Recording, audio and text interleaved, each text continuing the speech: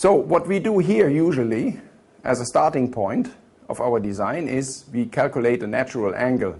Now this is just looking at the space curve here, which is the ellipse on a cylinder, and from there we calculate here an inclination angle beta, which is then automatically given. This is what you see here, this angle at the apex of that strip, which we then can actually calculate as a function of the azimuthal position of the strip and the length or the ellipticity here of that baseline.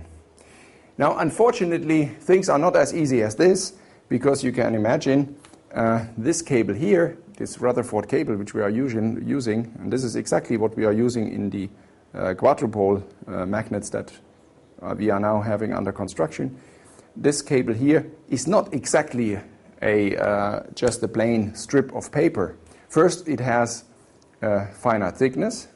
Secondly, it has slight keystoning. It's slightly thicker on one edge than on the other. And of course, there is a little bit of flexibility also in the hardware, which we have not seen in the paper. Here we have a little flexibility. Of course, it's more flexible even in this way than in this way. But as a longer, if we go even further, then we have a problem that if we bend and twist at the same time this cable, then these strands may pop out, and this is very unfortunate, because then the single strand is not very well supported in the ends. So, summarizing this, the Rutherford cable is of course not a strip of zero thickness. The transverse cross-section is keystoned. I just said we call this keystoned when there's a trapezoidal shape of the cable with one thicker edge and one thinner edge. The cables must be wound onto each other in groups of up to 30 cables. Now this is here in the quadrupole it's less, but sometimes you find even more 30 cables here wound one on top of the other, which of course means that not all of these conductors can have their natural angle in the end.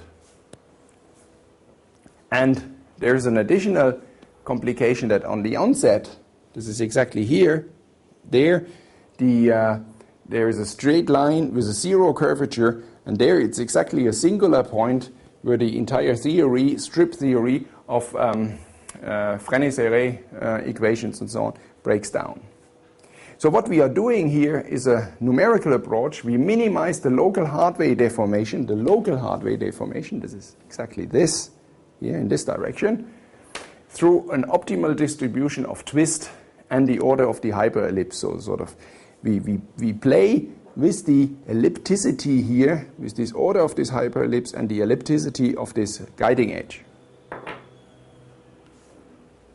This is just a little summary of the design variables. It's the ellipticity of this baseline and the order of the hyperellipse. And then we have additional twist parameters, which I can show again here. This would be sort of a natural way of having this coil. But now we can add a little bit of twist here without actually damaging the cable, sort of in order to guarantee that the unrolled strip at the end is as straight as possible. And this is exactly what we do here. And you see this here. This is now the bent strip. And here it's the unbent strip, which you see here, together with its rulings. Okay? And the way how it is unbent, you see it's slightly curved. This was what we could not avoid, but what we tried, of course, to minimize. Now I would like to point your attention to something very important. You see here the distance of these of these rulings here. Of course, we are using here a discrete set of rulings, usually about 21. And then you see that here these distances and these distances are not equidistant. Now, this is very important because if you use a CAD-CAM system afterwards, these, if you are not careful, then these CAD-CAM systems have the tendency to interpolate here these curves here, these polygons, and once they are interpolated, the information on the rulings are lost. And this is important. Now here is just a output of the numerical simulation for the geodesic curvature. You see here that the first turn is basically very good. The last turn on these blocks here, usually this very last turn which we have, has a little bit of a local hardware deformation, but nevertheless we can optimize this, or we can work a little bit on the distribution of these local deformations within the first turn here and the last turn. And you see this here. So we have here distributed in such a way that also the first turn has a little bit of deformation, and the last turn also.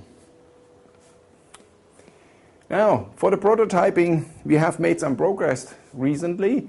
We are using some rapid prototyping. First of all, what we have is an in-house possibility to take our computer code, the Fresnel frames, and the set of rulings that we calculate, and bring this automatically into the CATIA system, so that we have an industrial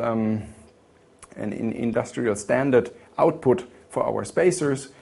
And this is also what we sent to you together with the call for tender. And from there we have made rapid prototyping with some laser sintering techniques and so on. And you see here the finished set of spacers. Now here again, the example is not for the quadrupole, it's for a dipole that we have produced in the past. We see here trial binding using these end spacers, where we can then check the geometry, and then we come into the final production. Now, for this, I would like to show you again and make this point clear one more time, what the difference is between what we call a constant perimeter end, which just means the upper and the lower edge are just of equidistant lengths. And there you see, of course, that here you see no ruling in that surface. So this is not necessarily, although it is constant perimeter, not necessarily a ruled surface. Whereas if you do it right, you see these rulings here in the shade of this virtual reality previewer here. In the shading, you see here straight lines, always straight lines. And this is what I wanted to emphasize already beforehand. You see here, these rulings on that surface are straight lines at some point. And here we have recently had in-house machining of these pieces, and you see this is the correct spacer. Now, if you roll it just on a table, then you will see that you will always find, while you are rolling this onto the table, you will always see that you find a position where actually this is exactly a straight line here, what we call the ruling of that surface. And you see also here nicely the shadow here, that these are always here, these straight lines. And this is an example of a wrong machining. I don't know exactly why that happened, but due to the machine tools actually interpolating here this information that you have on the upper and the lower edge of that spacer, where you see here some sort of concave deformation, and this is actually not a ruled surface. And this I wanted to make sure. This is an easy check. Once you have machined the piece, just try to unroll it on a smooth surface, and you will see that that you have here always straight lines that are respected during the machining, and which intrinsically means also that these spacers can be machined with a cylindrical cutter. If you have a 5-axis machine, you will always find an angle so that in principle you could cut it with a single turn or a single pass of a cylindrical cutter. Okay, just to sum all this up, I have recently published a book. It's called Field Computation for Accelerator Magnets, and it is published with Wiley.